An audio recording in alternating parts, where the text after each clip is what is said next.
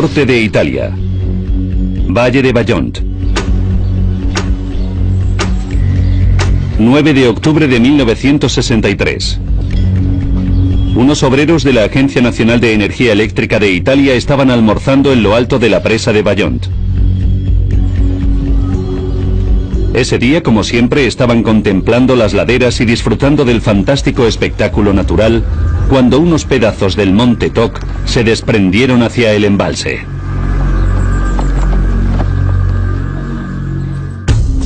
Dos en punto de la tarde. Los vecinos también se dieron cuenta del corrimiento de tierras. Gervasia Masuko, de 11 años, vivía en Caso, una aldea justo enfrente del monte Toc. La gente vio las grietas del monte Toc y vi que los adultos estaban alarmados. Yo también me preocupé. Una semana antes, mi madre me había contado que había soñado que se ahogaba en el agua.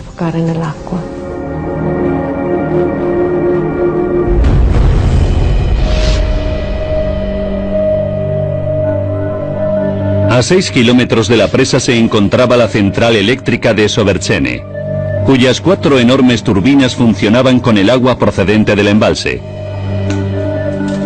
Luigi Ribis era el subdirector de la central y había estado registrando el corrimiento diario de la ladera de la montaña. Los movimientos de ese día habían sido tan grandes que creyó que se trataba de un error. Recibí los datos del deslizamiento de la ladera. Me sorprendieron y pedí que me los confirmasen. Desde la sala de control se podían ver bloques de roca y tierra cayendo al agua. De hecho, el gráfico demostraba que estaba a punto de producirse un corrimiento de tierras. En previsión de la avalancha sobre el lago, los operarios de la presa habían reducido el nivel del agua para que las olas producidas por el desprendimiento fueran contenidas por el muro del embalse. 3 en punto de la tarde. En las laderas del monte Toc, los representantes de la central eléctrica insistieron a los granjeros en que se llevasen a sus animales de la montaña. El cura local, don Carlo Honorini, percibió la ansiedad de los aldeanos. Sabíamos algo, pero no eran más que rumores. No sabíamos si el monte Toc se vendría abajo, ni cuánta tierra podría caer, ni si la presa se rompería.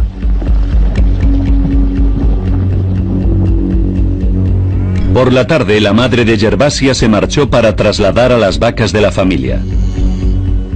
Yo quería ir al monte Toc con mi madre. Siempre iba con ella. Pero me dijo que era mejor que me quedase en casa con la abuela y que volvería a la mañana siguiente. 5 en punto de la tarde. En Longarone, un pequeño pueblo a 2 kilómetros de la base de la presa, otra colegiala, Micaela Coletti, estaba cenando con su familia. En Longarone había un ambiente distinto desde hacía una temporada. Se oían rumores raros. El padre de Micaela trabajaba en la presa y su madre estaba alarmada por lo que le contaba. Había oído a mi madre decir que era mejor que enviase lejos a los niños. Me sorprendió mucho y pensé, ¿qué hemos hecho para que mamá quiera librarse de nosotros? Mi padre le contestó que si había que morir porque se hundía la presa, era mejor morir todos juntos. 6 en punto de la tarde.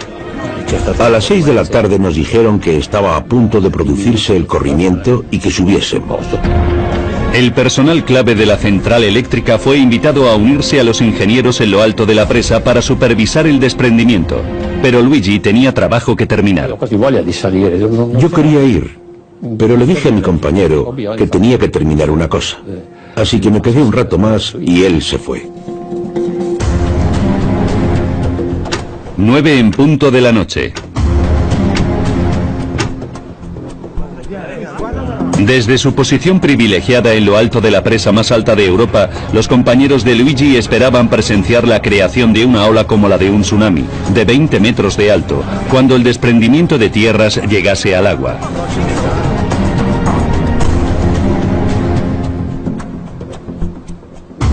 En el valle de abajo los rumores sobre la presa se habían olvidado al caer la noche.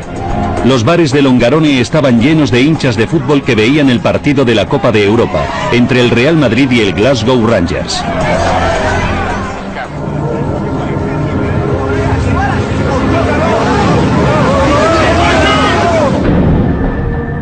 Diez y 39 minutos de la noche. En Caso, encima de la presa, Gervasia estaba casi dormida. Su casa se vio engullida por un ruido aterrador. El ruido no se oía como si viniera del otro lado de la montaña. Se oía dentro. Era un ruido enorme. Mi abuela dijo que era el fin del mundo.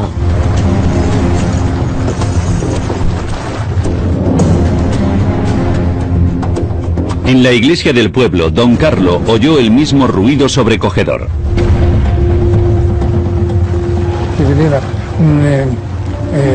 Vi que se encendía un foco que iluminaba toda la zona de Toc. Luego vi una cosa negra, una sombra alta que se elevaba. Las columnas de agua llegaron a lo alto del campanario. Y empezaron a llover agua y rocas sobre Caso. Me hinqué de rodillas gritando de miedo.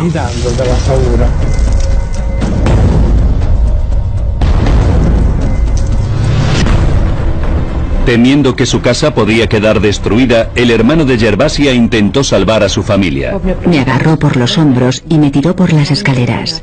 Me llevó hasta la puerta de atrás y me empujó fuera. Caso estaba a más de 250 metros por encima de la presa, pero quedó empantanado. Corrí como una loca, porque estaba muy asustada. Mi instinto me decía que tenía que correr hacia arriba. Pensé que iba a morir.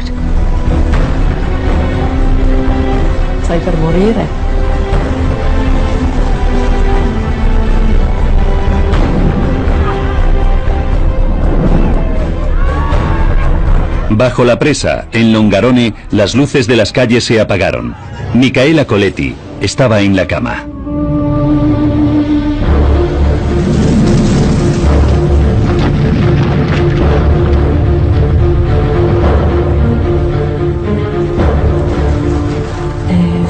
Fingía estar dormida mientras esperaba un beso de mi madre. Mi abuela entró en la habitación y dijo que iba a cerrar las contraventanas porque se acercaba una tormenta.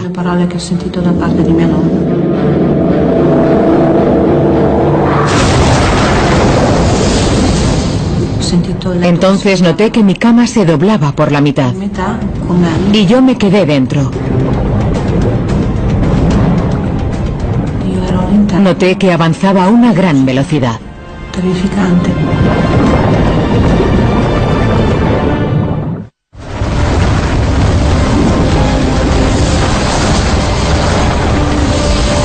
Un muro de agua de 70 metros de alto inundó Longarone y barrió todo el valle, arrasando edificios y matando a cientos de personas.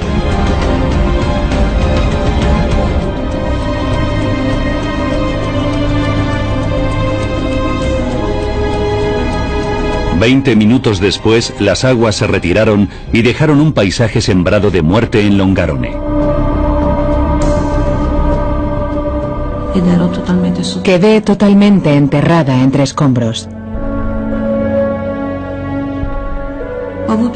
Sabía que tenía que hacer un esfuerzo y levanté los brazos para tocarme la cara. No recuerdo mucho más después de eso. Longarone había quedado arrasado. Comenzaron las labores de rescate, pero se encontraron pocos supervivientes. Las casas, las carreteras y la línea de ferrocarril habían sido arrastradas o habían quedado enterradas bajo los escombros. Me encontraron después de las 2:30 de la mañana. Me encontraron completamente enterrada. Solo sobresalía una mano y un pie. Micaela fue uno de los 30 niños que se rescataron y la única de su familia que sobrevivió.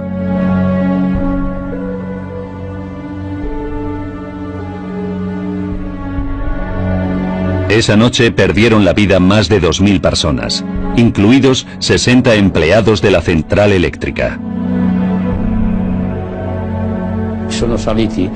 Subieron allí para ver cómo ocurría. Pero no eran unos kamikazes. Subieron y nunca volvieron. Murieron en Bayón.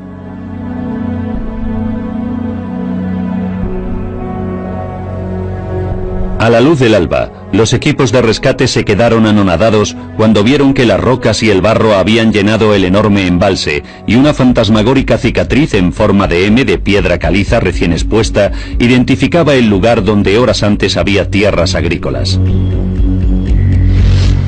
50 años después, la cicatriz del corrimiento de tierra sigue siendo visible y continúa siendo un imán para los geólogos que luchan para revelar los mecanismos que produjeron semejante destrucción a una escala tan enorme. Estamos casi en lo alto del corrimiento de tierras. Esta es la superficie que se hundió. También se observa el límite lateral del desprendimiento, que es esa gran falla. Y de aquí hasta allí hay 1,8 kilómetros. La profesora Mónica Girotti dirige el último equipo de investigación. El objetivo de mi investigación es obtener un modelo tridimensional del desprendimiento para comprender mejor lo que pasó en 1963. Yo todavía sigo estando asombrada. La geología arrojará luz sobre el mecanismo del desprendimiento, pero una cosa ya está clara: la raíz del desastre fue la intervención reciente del hombre en el valle.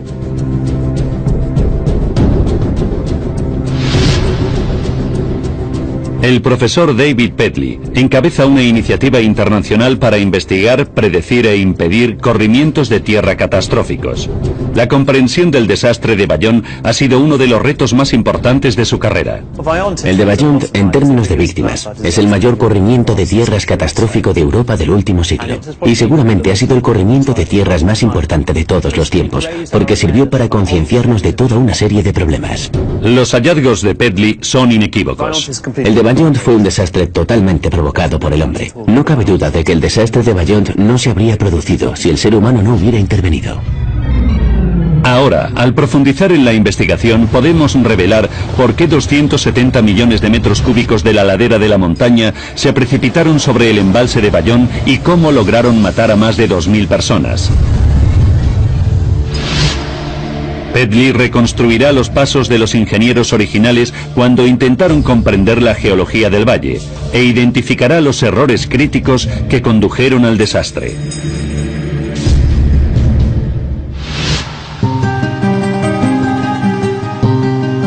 En 1956 comenzaron las excavaciones de los cimientos de la presa de Bayonne. Bloquearía una empinada garganta para crear uno de los lagos artificiales más profundos del mundo y generar energía hidroeléctrica para impulsar la expansión económica de Italia en la posguerra.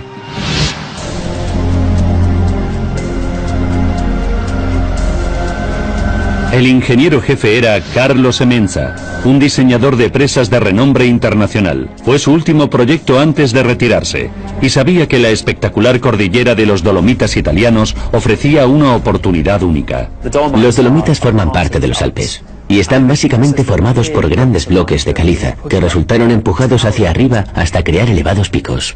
Las empinadas laderas del valle de Bayonne parecían convertirlo en el lugar ideal para construir una presa.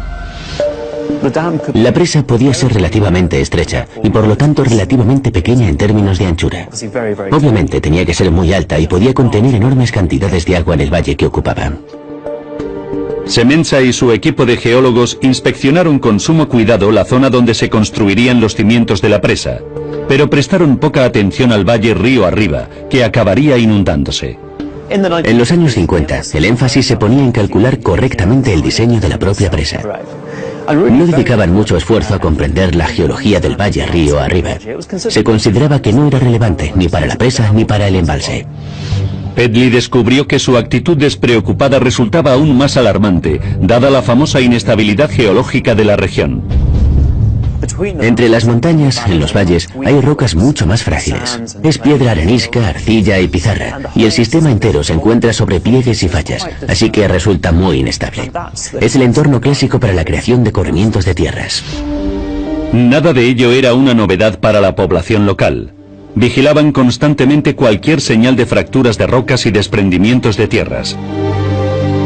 Incluso el monte Toc, adyacente a la presa, se había ganado el apodo de Monte Andante. Las obras duraron 2 años y la presa de 261 metros estaba casi acabada, cuando el 22 de marzo de 1959, un embalse nuevo en el cercano Pontesey sufrió un enorme corrimiento de tierras que generó una ola de 20 metros de alto similar a la de un maremoto, que ahogó a un obrero y desbordó la presa.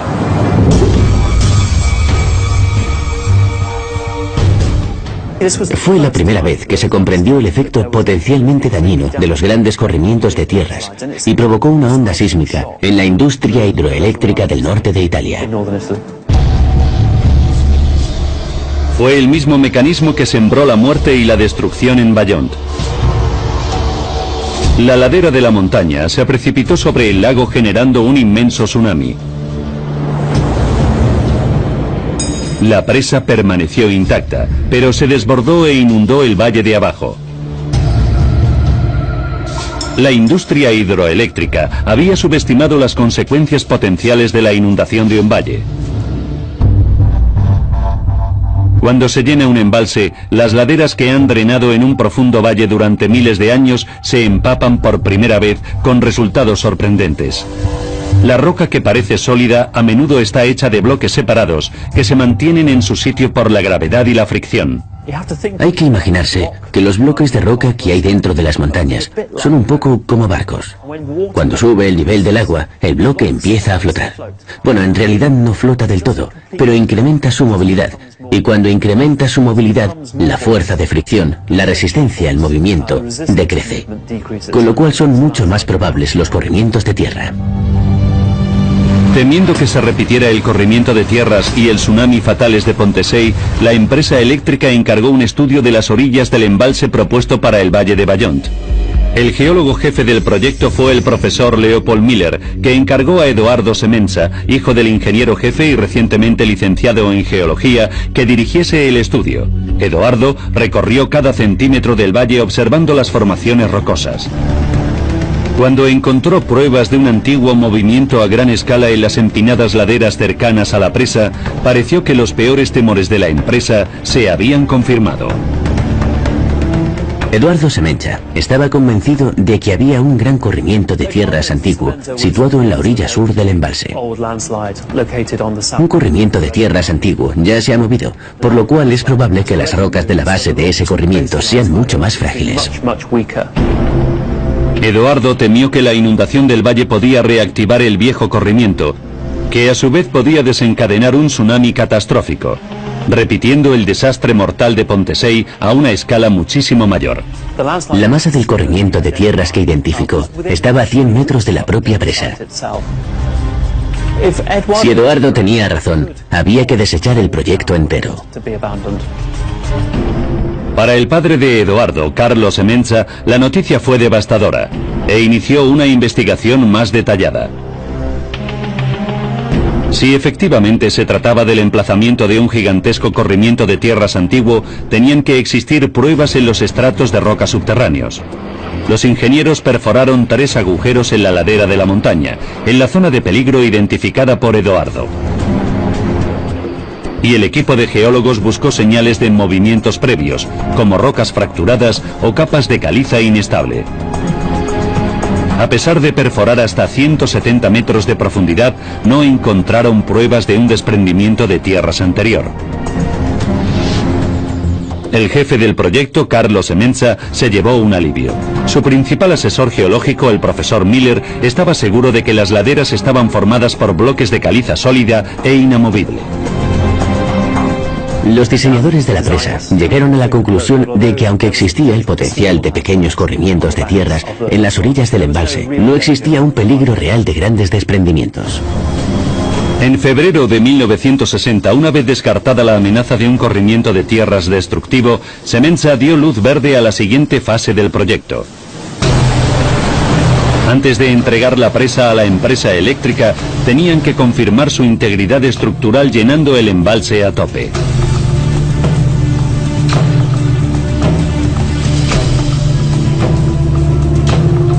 En octubre el embalse tenía 170 metros de profundidad, 91 metros por debajo del máximo. Y la presa estaba aguantando perfectamente. Pero entonces hubo un contratiempo. Unos granjeros descubrieron una enorme grieta en forma de M justo encima del embalse.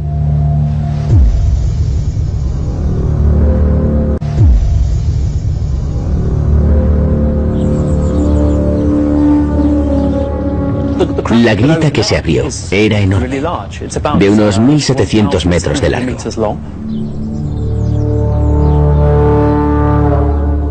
Y se ensanchaba unos 3 centímetros diarios. Tuvo que ser una sorpresa horrible para el equipo. 4 de noviembre de 1960. Los temores de la empresa eléctrica se vieron confirmados días después, cuando un fragmento de montaña del tamaño de 6 campos de fútbol se precipitó sobre el embalse de Bayont y produjo una ola de 2 metros de alto. Por suerte, nadie resultó herido. Pero el resto del colosal corrimiento de tierras continuó en movimiento y su registro provocó una nueva sensación de urgencia en la empresa eléctrica. Gracias al análisis previo de Eduardo de los estratos de roca, creían que el terreno inestable restante se extendía a 250 metros de profundidad por dentro de la ladera y ocupaba un volumen total equivalente a 90 manzanas urbanas con rascacielos de 30 pisos. El ingeniero jefe Carlo Semenza necesitaba domar la montaña antes de que esa masa inestable se volcase sobre el lago y empantanase el valle.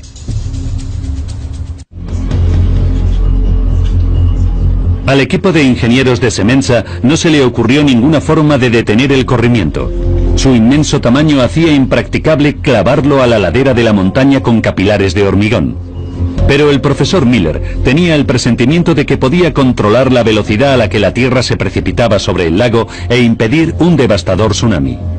Creía que si elevar el nivel del agua activaba los corrimientos de tierras, reducir el nivel debería ralentizarlos. Carlo Semenza probó de inmediato la idea de Miller y abrió las compuertas de la presa para reducir la profundidad del agua. La teoría de Miller era simplemente que reducir el nivel del embalse permitiría que el agua se drenase de las laderas, incrementando la fricción y anclando otra vez los bloques flotantes de piedra caliza sobre la montaña. A lo largo de los 2 meses siguientes, el ritmo del deslizamiento decreció de 3 centímetros diarios a apenas 1 milímetro al día. La gran masa del desprendimiento de tierra se ralentizó y al final se detuvo. La consecuencia fue que Miller y Semenza se convencieron de que incrementando el nivel del lago podían provocar el movimiento y volviéndolo a reducir podían detener ese movimiento. Aunque no podían detener permanentemente el corrimiento de tierras, los dos hombres estaban convencidos de que podían controlar la velocidad a la que se deslizaba sobre el valle. Semenza y Miller propusieron verter la gigantesca masa de roca en el lago, usando la profundidad del agua del embalse como el acelerador y el freno de un coche. Así que la presa quedaba libre para poder empezar a producir energía. Era un plan sencillo, pero a Petley le asombra. Su comprensión de la geología y de los mecanismos de movimiento de esa gran masa era muy limitada. Y sin embargo, a pesar de su falta de conocimientos, se embarcaron en el plan extraordinariamente atrevido de intentar controlar el movimiento del corrimiento de tierra mediante la elevación o reducción del nivel de agua. El equipo de geólogos de Miller estaba seguro de que podía desgajar toda la masa gradualmente, sin causar un peligroso tsunami. Pero Carlo Semenza se mostró más precavido. Insistió en expandir el plan para enfrentarse a la peor situación posible, en la que el corrimiento de tierras se precipitase sobre el lago brusca y catastróficamente, provocando un tsunami. Semenza encargó un estudio para averiguar la profundidad máxima segura del embalse. Un nivel de agua que dejase al descubierto suficiente muro de presa para contener el mayor tsunami posible. Semenza trató de asegurarse de que el tsunami no desbordaría la presa. Pero en 1961 no había ordenadores para reproducir una simulación de tsunami. El equipo de Carlo construyó una maqueta a escala de la presa y llevó a cabo una serie de simulaciones físicas. El objetivo era comprobar lo grande que podía ser la ola. Los experimentos iniciales sugirieron que la peor ola posible podía medir 20 metros de alto. Entonces Semenza calculó la profundidad máxima de la presa y dejó la presa con 25 metros de pared de hormigón al descubierto para proteger el valle de abajo. Pensó que por fin tenía las espaldas cubiertas. Carlo Semenza todavía tenía que afinar sus cálculos, pero antes de poder hacerlo, falleció repentinamente de una hemorragia cerebral. Sin el liderazgo de su visionario ingeniero jefe, las obras sufrieron una crisis. La empresa de energía formó un nuevo equipo para llevar a cabo el plan y salvar el proyecto legado por Semenza.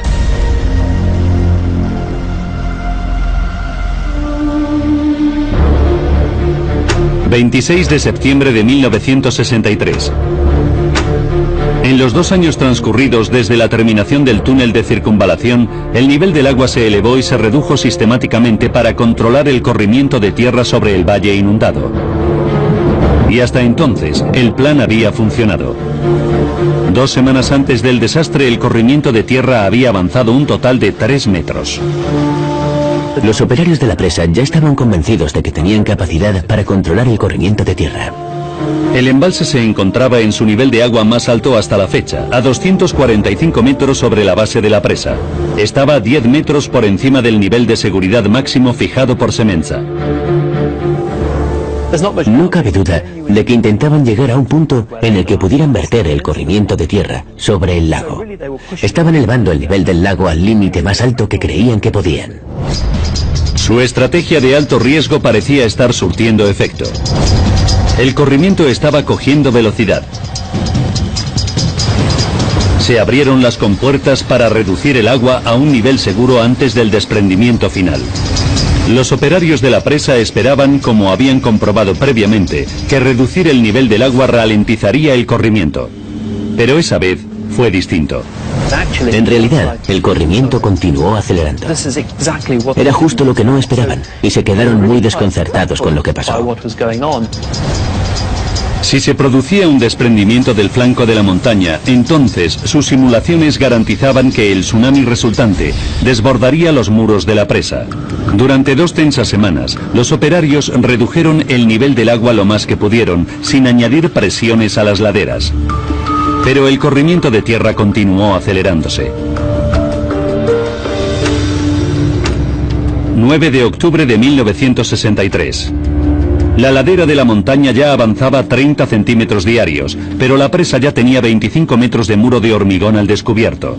Los operarios de la presa respiraron aliviados porque la pared ya tenía altura suficiente para contener cualquier ola.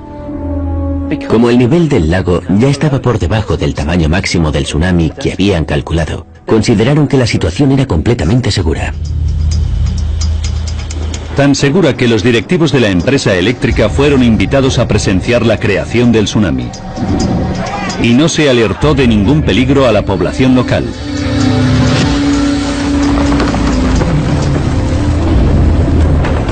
Pero en lugar del tsunami de 20 metros previsto, la ola se elevó 200 metros por encima de los muros de la presa. Una cifra asombrosa, 10 veces superior a lo esperado.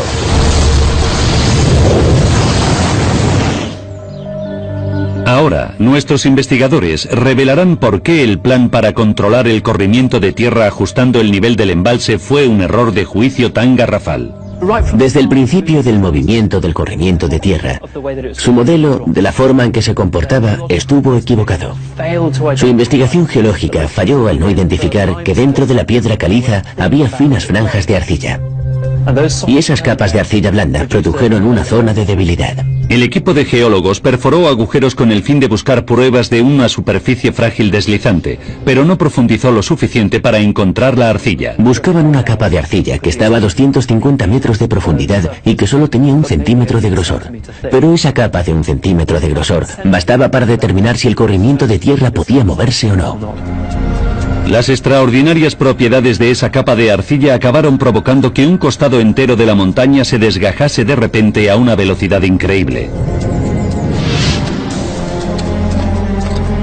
El estudio del Monte Koch de Monica Girotti ha revelado los depósitos de arcilla que el equipo de Miller no encontró. Esta es la arcilla sobre la que se deslizó el corrimiento de tierra de 1963. Es una capa continua. Cuando esa capa se vino abajo, la masa se movió. Pero la investigación de Girotti se centra en otra característica de esa fina capa de arcilla. Esta arcilla es un material impermeable que no permite que pase el agua. Esa capa hidrófuga apunta a un mecanismo completamente nuevo para el deslizamiento, que Miller nunca tuvo en cuenta. El agua de lluvia de lo alto del monte Koch podía drenar hasta la roca bajo la arcilla y quedar atrapada.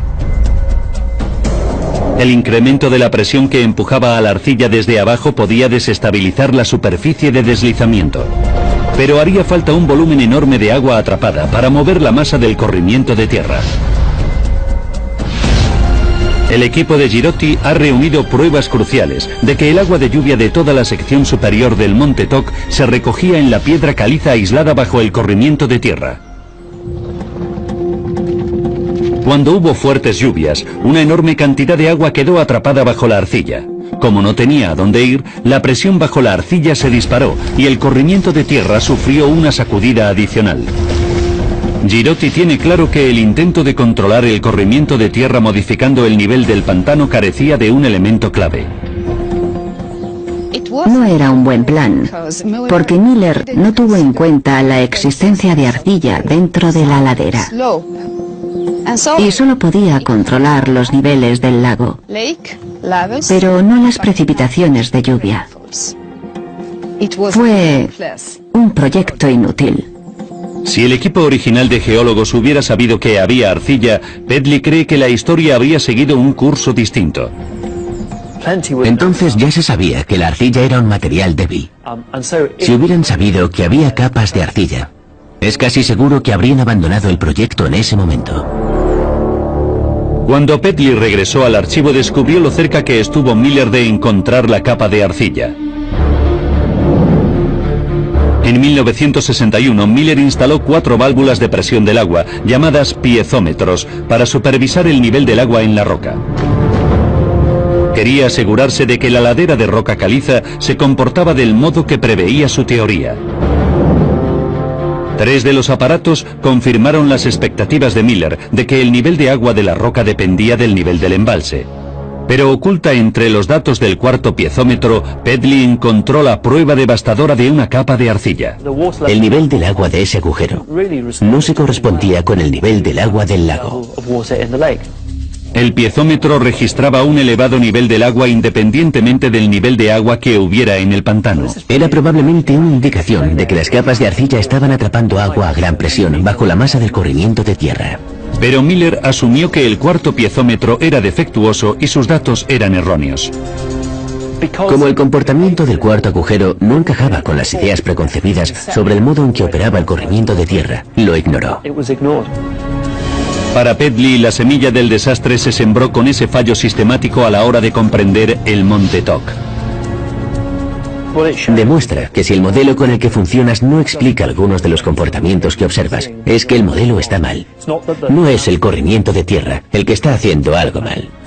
Y fallar a la hora de desarrollar el modelo significa permitir potenciales corrimientos de tierras como ese. Pedley ya comprende por qué se produjo el corrimiento de tierra, pero hay un misterio final que envuelve el desastre de Bayonne. ¿Por qué fue el tsunami mucho mayor de lo que nadie se esperaba? El profesor Pedley centra la atención en los experimentos de simulación de tsunamis de Semenza. El modelo que habían diseñado preveía que el tsunami sería relativamente pequeño, de 20 metros o menos. Pero el verdadero corrimiento de tierra provocó una ola de desplazamiento que sobrepasó en más de 200 metros la altura de la presa. La meticulosa maqueta a escala debería haberles proporcionado una indicación precisa del tamaño del tsunami ligada a un factor crítico. El resultado del modelo dependía completamente de la velocidad a la que se movía el corrimiento de tierra. Los experimentos comprobaron el efecto de los corrimientos de tierra a distintas velocidades, desde el movimiento más lento al más rápido, al que esperaban que avanzase el desplazamiento. El equipo de ingenieros calculó aproximadamente que la velocidad más rápida a la que podía producirse el corrimiento de tierra era 1 minuto, que a su vez correspondía a 4 segundos en la simulación. Pero cuando David Pedley examinó los datos de la noche del desastre, descubrió que el colapso entero solo duró 45 segundos. Aunque solo eran 15 segundos menos que su estimación, ese error del 25% bastaba para alterar por completo el resultado de la simulación. La maqueta que habían construido en realidad era muy sensible y muy buena. Pero cuando diseñamos modelos digitales, a menudo usamos la frase basura que entra, basura que sale. Y por desgracia en este caso, como se había asumido que el corrimiento de tierra avanzaría lentamente, introdujeron datos erróneos en el modelo y en consecuencia obtuvieron resultados engañosos. Cuando se pusieron en práctica los resultados erróneos de la simulación, las consecuencias fueron muy reales. La increíble velocidad del deslizamiento final ha desconcertado a los científicos durante casi 5 décadas. La aceleración fue muy drástica, como la de un coche de Fórmula 1. En pocos segundos, el corrimiento de tierra pasó de moverse unos pocos centímetros por hora a una velocidad de 110 kilómetros por hora. Pedley cree que ya ha resuelto el misterio de la asombrosa velocidad final. Y una vez más, la respuesta está en la arcilla y su extraordinario comportamiento cuando se comprime a gran profundidad. Hay que imaginarse que había 200 metros de piedra caliza maciza encima de una capa de arcilla. Pedley ha demostrado que cuando está enterrada bajo millones de toneladas de roca, la arcilla, que es normalmente blanda, se endurece. Es un material quebradizo. Es duro y es fuerte. Durante milenios la arcilla profunda no había sido perturbada, pero al llenar el embalse por primera vez se crearon enormes presiones sobre esa fina capa. Eso permitió que la arcilla empezase a deformarse, y al hacerlo surgieron lo que llamamos microgrietas, grietas diminutas, fracturas que se abren en la roca. El sorprendente comportamiento de esas microgrietas es la clave de la aceleración final del corrimiento de tierra. A medida que el corrimiento de tierra avanzaba, las pequeñas grietas crecieron, se extendieron hacia afuera. Crearon grandes grietas y al unirse a otras grietas formaron una única superficie a lo largo de toda la arcilla. Una vez que las microgrietas se extendieron por toda la superficie de desplazamiento en forma de M, el colapso total era inevitable. Los testigos oculares declararon que el hundimiento final solo duró 45 segundos. Pero el análisis de Pedley demuestra que esa fase final irreversible había comenzado mucho antes. El desastre de 45 segundos no fue más que la parte que contemplamos, pero el aceleramiento final del corrimiento de tierra no ocurrió en 45 segundos, ocurrió a lo largo de unos 60 días. 10 de agosto de 1963. 60 días antes del hundimiento final, el agua estaba en su nivel más alto hasta la fecha, a solo 25 metros por debajo de la altura del muro de la presa. Hasta ese momento las subidas y bajadas de nivel del lago habían estado provocando la propagación de las microgrietas. Pero para entonces, las grietas ya habían penetrado tanto en la arcilla que se produjo una reacción en cadena y las grietas siguieron extendiéndose solas. Las microgrietas pasaron a controlar el movimiento del corrimiento de tierra. En ese momento, los operarios ya no tenían ningún control sobre el comportamiento del corrimiento de tierra, aunque ellos creían que sí. Una a una, las pocas secciones de arcilla que estaban sin agrietar se fueron resquebrajando cada vez más rápido y el corrimiento de tierra se aceleró.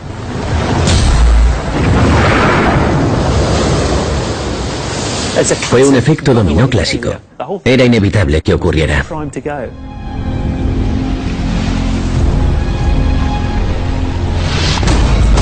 Tras 50 años de incertidumbre, ya podemos revelar cómo la construcción de la presa más alta de Europa provocó un tsunami que arrasó una comunidad entera. 9 de octubre de 1963. 4 horas y 30 minutos para el desastre. Los operarios de la presa se habían estado preparando para un gigantesco corrimiento de tierra final y habían reducido el nivel del agua para dejar 25 metros de pared de hormigón expuesta. 2 minutos para el desastre. Creyendo que el tsunami de 20 metros que esperaba la empresa sería contenido por el muro de la presa, la población local no fue alertada del colapso inminente del corrimiento de tierra.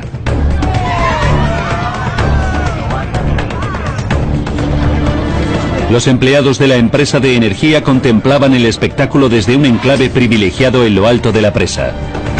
1 minuto para el desastre. Aunque los operarios de la presa lo ignoraban, a decenas de metros bajo la superficie de la montaña había una inmensa capa de arcilla quebradiza que llevaba 2 meses agrietándose incontroladamente. Entonces solo quedaba una pequeña sección sin fracturar. 45 segundos para el desastre.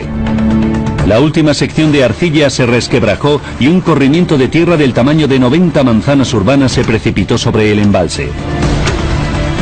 Aceleró tan rápido como un coche de Fórmula 1 y su impacto creó un tsunami de más de 200 metros de altura. 30 millones de toneladas de agua cayeron desde una altura de 261 metros, produciendo un agujero de 40 metros de hondo en el suelo del valle. La estrechez del mismo valle aceleró la columna de agua de 70 metros de alto que fluyó por el valle a unos 140 kilómetros por hora. Longarone quedó destruido en menos de 2 minutos.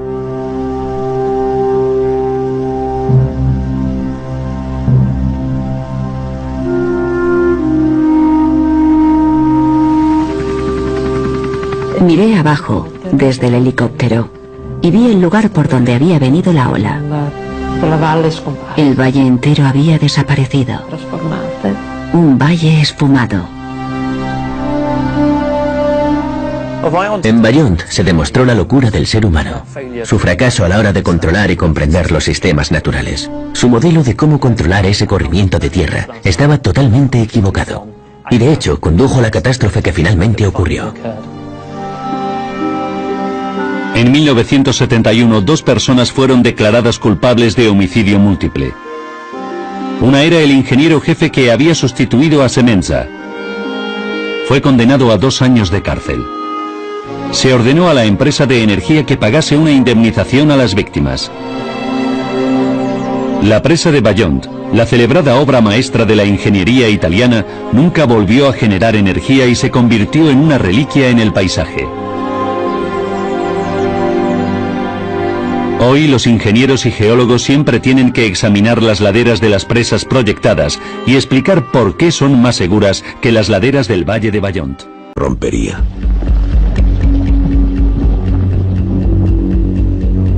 Por la tarde, la madre de Gervasia se marchó para trasladar a las vacas de la familia.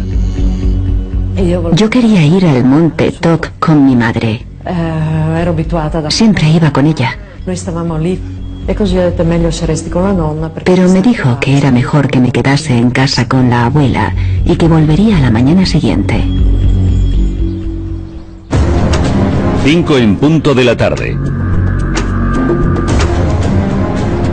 En Longarone, un pequeño pueblo a 2 kilómetros de la base de la presa, otra colegiala, Micaela Coletti, estaba cenando con su familia.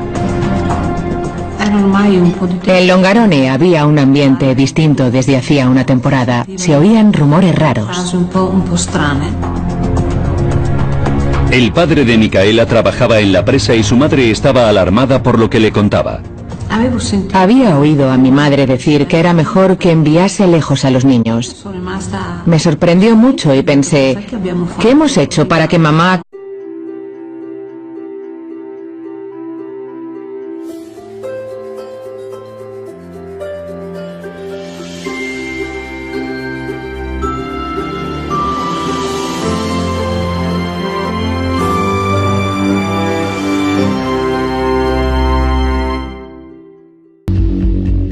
Norte de Italia. Valle de Vajont. 9 de octubre de 1963. Unos obreros de la Agencia Nacional de Energía Eléctrica de Italia estaban almorzando en lo alto de la presa de Vajont. Ese día, como siempre, estaban contemplando las laderas y disfrutando del fantástico espectáculo natural, cuando unos pedazos del monte Toc se desprendieron hacia el embalse.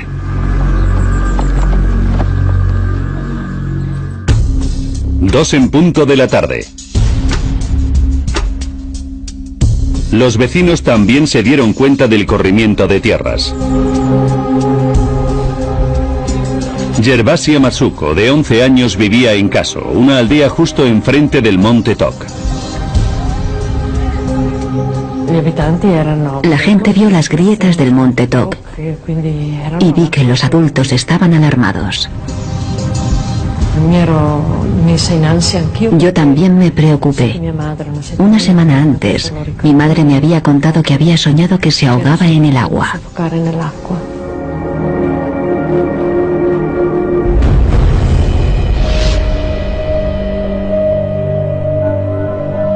A 6 kilómetros de la presa se encontraba la central eléctrica de Soverchene, cuyas 4 enormes turbinas funcionaban con el agua procedente del embalse. Luigi Ribis era el subdirector de la central y había estado registrando el corrimiento diario de la ladera de la montaña. Los movimientos de ese día habían sido tan grandes que creyó que se trataba de un error. Recibí los datos del deslizamiento de la ladera. Me sorprendieron y pedí que me los confirmasen. Desde la sala de control se podían ver bloques de roca y tierra cayendo al agua. De hecho, el gráfico demostraba que estaba a punto de producirse un corrimiento de tierras. En previsión de la avalancha sobre el lago, los operarios de la presa habían reducido el nivel del agua para que las olas producidas por el desprendimiento fueran contenidas por el muro del embalse. 3 en punto de la tarde. En las laderas del monte Toc, los representantes de la central eléctrica insistieron a los granjeros en que se llevasen a sus animales de la montaña. El cura local, don Carlo Onorini, percibió la ansiedad de los aldeanos. Sabíamos algo, pero no eran más que rumores. No sabíamos si el monte Toc se vendría abajo, ni cuánta tierra podría caer, ni si la presa se... Quiera librarse de nosotros. Mi padre le contestó que si había que morir porque se hundía la presa, era mejor morir todos juntos.